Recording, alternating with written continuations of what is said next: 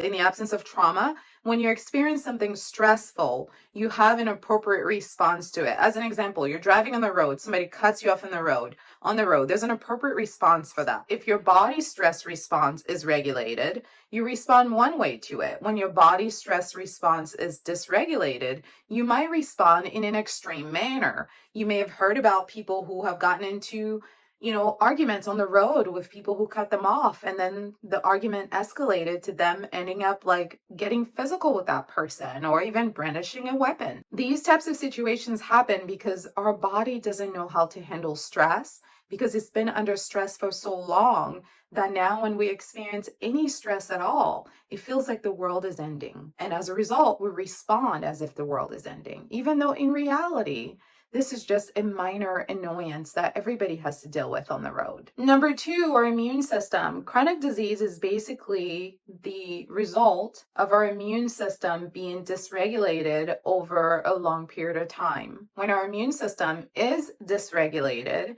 we tend to get sick more often. So we experience more infections, more inflammation, and our body constantly being exposed to inflammation and infection naturally leads to chronic illness because the body is stuck in the stage of constantly fighting off something, whether it's a virus or a bacteria. So we're constantly in the state of, again, fight, flight, or freeze. And that happens on the cellular level within the body as well as within the immune system. Metabolic diseases or disorders, including other chronic conditions like hypertension, diabetes, are all linked to trauma because these conditions are directly connected to our hormones. So when our hormones are imbalanced because we're experiencing a heightened state of being constantly, where we're in this like defensiveness, we're in this like argumentative state of being, we're in this place of like ready to fight and or ready to run away to protect ourselves.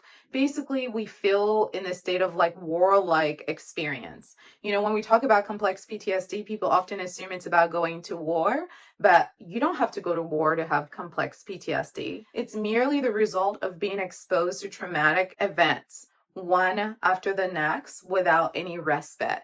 And the respite is where your body can rebuild itself, where it can heal itself, where it gets to like return to its normal state of functioning. But when the body doesn't get a chance to do that because difficult, challenging, or bad or harmful things are happening to an individual again and again and again, the body starts to feel like it's at war, even though it's no longer in that stressful environment.